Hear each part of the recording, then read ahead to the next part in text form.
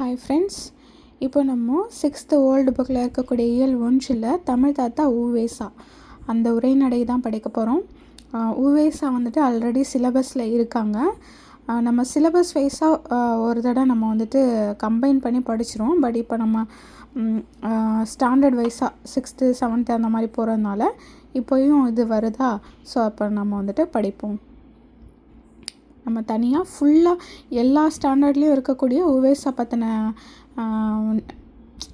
செய்திகளை நம்ம அப்புறம் ஒரு தடவை படிப்போம். இப்போ வந்துட்டு இது இந்த லெசனில் இருக்கிறது. ஸோ இதில் என்ன இருக்குன்னு பார்க்கலாம். தமிழ் தாத்தா உவேசா. ஐயா ஐயா, வெளியில் யாரோ அழைக்கும் குரல் கேட்டு வீட்டுக்குள்ளே இருந்த முதியவர் வாசலுக்கு வராரு. யாரோ உதவி கேட்டு தான் வந்திருப்பார் அப்படின்னு நினச்சி வந்தவருக்கு வியப்பு. வாசலில் நின்றவரை பார்த்தா அவர் பெரிய மனிதராகவும் நல்ல படிப்பாளியும் தெரிந்தார். அவர் முகத்தில் அப்படி ஒரு தெளிவு இருந்தது. என்ன வேண்டும் என்று வீட்டுக்காரர் கேட்குறாரு. தங்கள் வீட்டில் பழைய ஓலைச்சுவடிகள் நிறைய இருப்பதாக கேள்விப்பட்டு வந்தேன். அவற்றில் தமிழ் மொழியின் சிறந்த இலக்கியங்கள் இருக்கலாம். ஓலைச்சுவடியில் உள்ளனவற்றை எல்லாம் எழுதி புத்தகமாக அச்சிட்டு வருகிறேன். உங்கள் வீட்டில் உள்ள சுவடிகளை கொடுத்தால் அவற்றை பார்த்து எழுதிவிட்டு திருப்பி தந்து விடுவேன். இந்த உதவியை மறுக்காமல் தாங்கள் செய்தல் வேண்டும் என்று பெரியவர் கூறினார். இதனை கேட்ட வீட்டுக்காரருக்கு சினம் வந்துவிட்டது. நாளை ஆடிப்பெருக்கு. விடியற்காலையில் ஆற்றில் விடுவதற்காக வீட்டில் கொஞ்சம் ஓலைச்சுவடிகள் வைத்திருக்கிறேன். அது பொறுக்கவில்லையா உமக்கு? ஓலைச்சுவடிகளை படிக்க வேண்டுமே தவிர அவற்றை ஏன் ஆற்றில் விட வேண்டும் என வந்தவர் கேட்டார். வீட்டுக்காரர் மேலும் சினந்து கொண்டார். அஃது உமக்கு தேவையில்லாதது. ஆடிப்பெருக்கு நாளில் சுவடிகளை ஆற்றில் விட்டால் புண்ணியம் என்பது சாத்திரம்.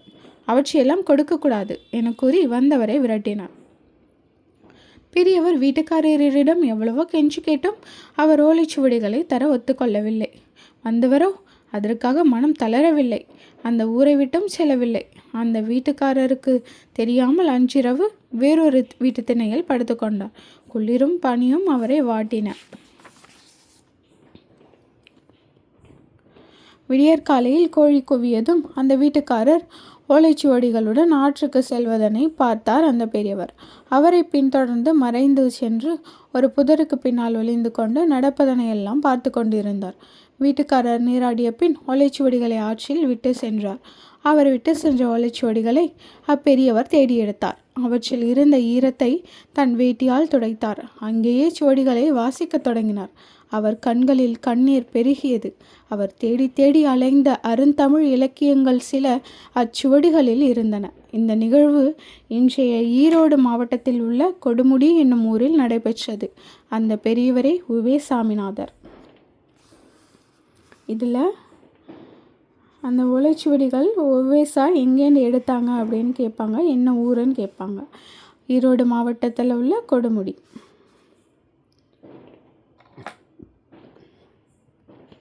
அந்த காலத்தில் தாளோ எழுதுகோலோ இல்லை. பனை ஓலையை பக்குவப்படுத்தி அதில் எழுத்தாணி கொண்டு தான் எழுதுவாங்க. அவ்வாறு எழுதப்பட்ட ஓலைக்கு ஓலைச்சுவடி என்று பெயர். அக்காலத்தில் இலக்கியங்களும் இலக்கணங்களும் ஓலைச்சுவடிகளில் தான் எழுதப்பட்டன. ஆணியால் ஓலையில் எழுதும்போது ஓலை கிழியாமல் எழுதல் வேண்டும். அதனால் ஓலைச்சுவடி எழுத்துக்களில் புள்ளி இருக்காது. ஓலைச்சுவடி எழுத்துக்களில் என்ன இருக்காது அப்படின்னு கேட்டாங்கன்னா புள்ளி இருக்காது. ஒற்றை கொம்பு இரட்டை கொம்பு வேறுபாடு இருக்காது. பேரன் என்பதனை பெறன என்றும் வாசிக்கலாம். பேரன் அப்படின்னு சொல்கிறத பெறன. ஏன்னா ஒற்றை கொம்பு இரட்டை கொம்பு வேறுபாடு இருக்காதுன்னு சொல்லிட்டாங்க. பெறனன்னு எழுதியிருந்தாலும் அதுக்கு பேரன் அப்படின்னு தான் அர்த்தம். பெறன என்றும் வாசிக்கலாம். பேரன என்றும் வாசிக்கலாம். பெறனனும் வாசிக்கலாம், பேரன அப்படின்னும் வாசிக்கலாம். முன்னும் பின்னும் உள்ள வரிகளை வைத்து பொருள் கொள்ளுதல் வேண்டும். இதுக்கு முன்னாடியும் பின்னாடியும் என்ன எழுதியிருக்காங்க, என்ன வார்த்தை எழுதியிருக்காங்கன்றதை வச்சு தான் நம்ம வந்துட்டு பொருளை புரிஞ்சுக்கணும். இப்போது பிழை இல்லாமல் எழுத வேண்டும் என்பதற்காக உவேசா வெவ்வேறு சுவடிகளை வைத்து பல முறை ஒப்பிட்டு பார்த்த பின்னரே அவற்றை அச்சுக்கு அனுப்பினார். அவ்வாறு எழுதப்பட்ட சுவடிகளை வாசித்து நமக்காக தாளில் எழுதி அச்சிட்டு புத்தகமாக வழங்கினார். உவே சாமிநாதன். நாம் அவ்விலக்கியங்களை படிப்பதற்காக அவர் ஓய்வின்றி உழைத்தார். அதனால் அவரை தமிழ் தாத்தா உவேசா என்று அன்போடும் உரிமையோடும் நாம் அழைக்கிறோம். எதனால் உவேசாவை தமிழ் தாத்தான்னு சொல்கிறோம்? இந்த மாதிரி பிழையாக கூட வந்துடக்கூடாது எதுவுமே அப்படின்னு சொல்லிட்டு வெவ்வேறு சுவடிகளை வச்சு ஒப்பிட்டு பார்த்து அதுக்கப்புறம் தான் அச்சுக்கு அனுப்பியிருக்காரு. ஸோ அந்த மாதிரி எழுதப்பட்ட சுவடிகள்லாம் வாசித்து நமக்காக தாளில் எழுதி அச்சிட்ட புத்தகமாக வந்துட்டு வழங்கியிருக்காரு. இப்போது குறிஞ்சிப்பாட்டு எனும் சுவடியை அச்சில் பதிப்பிப்பதற்காக எழுதி கொண்டிருந்தார். அச்சுவடியில் 99 வகையான பூக்களின் 99 வகையான பூக்களின் பெயர்கள் இருந்தன. என்ன சொல்கிறாங்கன்னா, குறிஞ்சிப்பாட்டு அப்படின்னு சொல்லிட்டு நமக்கு 17 மேன்கலக்க நூல் வந்துட்டு ஒன்று இருக்குது. குறிஞ்சிப்பாட்டு.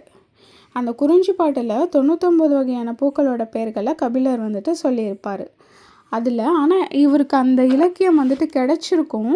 ஆனால் அதில் 96 பூக்களோட பெயர்கள் மட்டும்தான் தெளிவாக இருக்கும். 3 பூக்களோட பெயர்கள் தெளிவாக இருக்காது. 96 பூக்களோட பெயர்கள் தெளிவாக இருக்கும். 3 பூக்களோட பெயர்கள் தெளிவாக இல்லை. ஆனால் 3 அப்படின்னு சொல்லிட்டு அவர் வந்துட்டு விட்டுடலை. அந்த பூக்களோட பெயர்கள் தெளிவாக உள்ள சுவடி யாரிடமாவது இருக்குதா அப்படின்னு மறுபடியும் ஊராக வீடு வீடாக தேடி போகிறாரு. குறிஞ்சிப்பாட்டு வந்துட்டு 10 பாட்டு நூல்களில் ஒன்று. இதோட ஆசிரியர் கபிலர். பல மாதங்கள் கழித்து அவர் தேடி பூக்களின் பெயர்கள் உள்ள சுவடி ஒன்று கிடைக்குது. அதுக்கப்புறம் தான் அந்த நூல் அவர் அச்சுக்கு கொடுக்குறாரு. எதையும் அறக்குறையாக செய்ய விரும்பாத ஒரு சுறுசுறுப்பான அந்த தாத்தா வாழ்நாள் முழுவதும் ஓய்வில்லாமல் பதிப்பு பணியை மேற்கொண்டார். அவர் வந்துட்டு எந்த பணியை மேற்கொண்டார்னு கேட்பாங்க. பதிப்பு பணியை மேற்கொண்டார். இப்போது அந்த அவரோட பிறந்த ஊர் வந்துட்டு எங்கே இருக்குன்னா திருவாரூர் மாவட்டத்தில் உள்ள உத்தமதானபுரம். அவரோட இயற்பெயர் வேங்கட ரத்தினம். அவருடைய ஆசிரியரோட பெயர் மகாவித்வான் மீனாட்சி சுந்தரம். அவருடைய ஆசிரியர் அவருக்கு வச்ச பேர் தான் சாமிநாதன் அப்படின்ற பேர். அதனால தான் உத்தமதானபுரம் உவேசானா அதுக்கு என்ன அர்த்தம்னா உத்தமதானபுரம் வேங்கட சுப்புவின் மகனார் சாமிநாதன். சரிங்களா? சில பேர் அந்த வேக்கு வந்துட்டு வேங்கட ரத்தினம் அப்படின்னு நினச்சிப்பாங்க அவரோட இயற்பெயரை. அது அப்படி கிடையாது. அவங்களோட அப்பா பேரான வேங்கட சுப்பு அந்த இதுதான் வந்துட்டு உத்தமதானபுரம் வேங்கட சுப்புவின் மகனார் சாமிநாதன் அப்படின்னு சொல்லிட்டு அதுக்கப்புறமா சுருக்கமாக உவேசான்னு அழைக்கப்படுறாரு. அவர் எப்போ பிறந்தார்னா பிப்ரவரி மாதம் 19ஆம் தேதி. பிப்ரவரி மாதம் 19ஆம் தேதி 1855 அவர் வந்துட்டு பிறக்கிறாரு. அதே போல் எப்போ இறக்குறாருனா ஏப்ரல் 28, 1942. சரிங்களா? பிப்ரவரி 19 இந்த தினத்தை தான் வந்துட்டு இலக்கிய மறுமலர்ச்சினால் தமிழ் மறுமலர்ச்சினால் சொல்லிட்டு இப்போது ரீசெண்டாக அறிவித்தாங்க. பிப்ரவரி 19ஆம் தேதி 1855. அதுக்கப்புறமா ஏப்ரல் 28, 1942. இவர் வந்துட்டு தன்னோட வாழ்க்கை வரலாற்றை ஆனந்த விகடன் அப்படின்ற இதழில் வந்துட்டு ஒரு தொடராக எழுதினார். இதெல்லாம் கேட்பாங்க, எந்த இதழில் அவர் தன்னோட வாழ்க்கை வரலாற்றை எழுதினார் அப்படின்னு கேட்பாங்க. ஆனந்த விகடன். அது என் சரிதம் என்ற பெயரில் நூலாக வெளிவந்திருக்கு. என் சரிதம் அப்படின்னா உவேசா அவர்களுடையது. என் கதை அப்படின்னா நாமக்கல் கவிஞர் அவங்களோடது. இப்போ என் சரிதம் இதெல்லாம் கேட்பாங்க. அவங்களுடைய எந்த பெயரில் வந்துட்டு அது நூலாக வெளிவந்தது, எந்த தொடரில் வந்தது, இதழில் வந்தது அப்படிலாம் கேட்பாங்க. அப்போது அவர் தொடங்கிய தமிழ் பணி இன்னும் முழுமை அடையவில்லை. அவருடைய பேரப்பிள்ளைகளான நாமும் அப்பணியை தொடர்வோம். இதோட சிறப்பு குறிப்புகள். உவேசா அவர்களோட பெயரால் 1942 நிறுவப்பட்டுள்ள சென்னையில் பெசன் நகரில் அவரோட பேரில் ஒரு நூலகம் வந்துட்டு செயல்பட்டுட்டு வருது. சென்னையில் உள்ள பெசன்ட் நகரில். அவர் எப்போது 1942 தானே இறந்து போகிறாரு. ஏப்ரல் 28 அந்த வருஷமே அவரோட பேரில் என்ன பண்ணுறாங்க, சென்னையில் ஒரு நூல் நிலையம் பெசன்ட் நகரில். அதே போல் உவேஸ் அவர்களுடைய தமிழ் பணிகளை வெளிநாட்டு அறிஞர்களான ஜி போப், சூழியல் வின்சன் ஆகியோர் பெரிதும் பாராட்டியுள்ளனர். இந்த கொஷினும் கேட்பாங்க அடிக்கடி. யார் வந்துட்டு உவேசாவை பாராட்டின வெளிநாட்டு அறிஞர்கள் யார் அப்படின்னு சொல்லி கேட்பாங்க. ஜி போப், சூழியல் வின்சன். அதே போல் நடுவண் அரசு உவேஸ் அவர்களின் தமிழ் தொண்டினை பெருமைப்படுத்தும் வகையில் எந்த வருஷம் அஞ்சல் தலை வெளியிட்டது அப்படின்னு கேட்பாங்க. 2006 அஞ்சல் தலை. நடுவண் அரசுனா இது சென்ட்ரல் கவர்மெண்ட்டு. அவங்க வந்துட்டு 2006 வருஷம் அஞ்சல் தலை வெளியிட்டு சிறப்பிச்சாங்க உவேஸ் அவர்களை. இதுதான் இந்த அஞ்சல் தலை. இது உவேஸ் அவர்களோட நினைவு இல்லம் உத்தமதானபுரத்தில். இது உவேசா பதிப்பித்த நூல்கள்.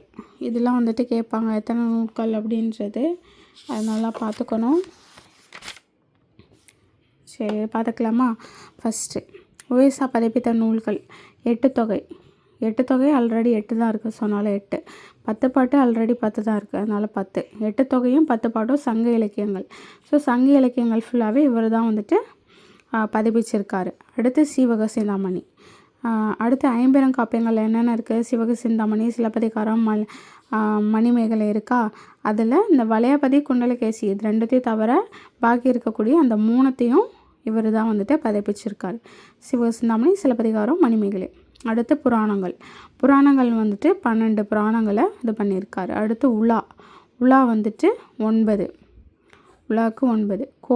கோவைனா வந்துட்டு 6. தூதும் வந்துட்டு 6. வெண்பா நூல்கள் அப்படின்னு போட்டிங்கன்னா 13. வெண்பா நூல்கள் 13. அடுத்து அந்தாதி 3, பரணி 2, மும்மணி கோவை 2, இரட்டை மணிமாலை 2, பிற பிரபந்தங்கள் 4. இந்த கவுண்டிங்லாம் கண்டிப்பாக ஞாபகத்துக்குள்ள வச்சுக்கணும். சரிங்களா? ஒரு தடவை பார்த்துருங்க.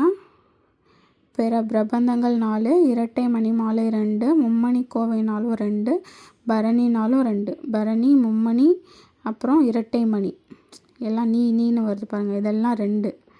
பரணி, மும்மணி, இரட்டை மணி. ஓகேவா? அடுத்து அந்தாதினா 3. வெண்பா நூல்கள். வெண்பானா 13. அடுத்து கோவை தூது. கோயம்புத்தூருக்கு தூது விட்டுருக்காங்க அப்படின்னு நினச்சிக்கோங்க. 6 பேரை தூது விட்டுருக்காங்க. இப்போ கோவை 6, தூது 6. உலா வந்துட்டு 9 கிரகங்களும் நம்ம கோள்களும் சுற்றி உலா வருது அப்படின்ற மாதிரி நினச்சிக்கோங்க. உலா 9. புராணங்கள் 12. மணிமேகலை இதெல்லாம். ஓகேவா? இதில் என்ன சொல்லியிருக்காங்க? ஓலைச்சுவடிகள் பாதுகாக்கப்படும் சில இடங்கள். அவர் அப்படி தேடி கண்டுபிடிச்ச அந்த ஓலைச்சுவடிகளை எங்கெங்கெல்லாம் வந்துட்டு இப்போ வச்சுருக்காங்க அப்படின்ற சொல்கிறாங்க. கீழ்த்திசை சுவடிகள் நூலகம், சென்னை. அது எங்கே இருக்குன்னா அறிஞர் நூற்றாண்டு நூலகம் அதிலே தான் இருக்குது. அதுவும் அடுத்து அரசு ஆவண காப்பகம் சென்னை, உலக தமிழராய்ச்சி நிறுவனம் சென்னை, சரஸ்வதி நூலகம் தஞ்சாவூர். ஸோ இந்த இடத்துலலாம் வந்துட்டு ஓலைச்சுவடிகள் பாதுகாக்கப்படுது. வேறு எதுவும் பாக்ஸ் கண்டென்ட் இருக்கான்னு பார்ப்போம். வேறு எதுவும் இல்லை, அவ்வளோதான். இதை படிச்சிட்டோம். இதை பிரித்து எழுத சொல்லியிருக்காங்க. இதை பிரித்து எழுதுனா ஓலை சுவடி, ஓலை கூட்டல் சுவடி, தமிழ் கூட்டல் பனி, குறிஞ்சி கூட்டல் பாட்டு, சேர்த்து எழுதுனா எழுத்தாணி, 10 பாட்டு, நடுவில் இப்போ வரணும். அடுத்து ஓலைச்சுவடிகளை தேடி வந்த பெரியவர் உவேசா. உவேசாவின் வாழ்க்கை வரலாற்று நூலின் பெயர் அயன் சரிதம். உவேசா தம் வாழ்நாள் முழுவதும் ஓய்வில்லாமல் பதிப்பு பணியை மேற்கொண்டார். ஓகேவா? உவேசா பிறந்த ஊர் உத்தமதானபுரம். உவேசா அவர்களை நாம் தமிழ் தாத்தா என அன்போடு அழைக்கிறோம். உவேசாவோட இயற்பெயர் என வேங்கட ரத்தினம். குறிஞ்சிப்பாடில் இடம்பெற்றுள்ள பூக்களின் எண்ணிக்கை எத்தனை? 99. ஓலைச்சுவடிகளை எந்த நாளில் ஆற்றல் விட்டனன்னா ஆடிப்பெருக்கு. ஓகே, ஸோ இதெல்லாம் வந்துட்டு நம்ம பார்த்துக்கணும். இதோட இந்த லெசன் முடியுது. அடுத்து கடைசி வரை நம்பிக்கை அப்படின்ற துணைப்பாடம் தான் இருக்குது. இதெல்லாம் நமக்கு தேவையில்லை.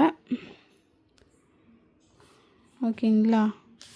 அடுத்து வந்துட்டு இலக்கணம் தான் வரும். அதை நம்ம அடுத்த வீடியோவில் பார்க்கலாம். நன்றி.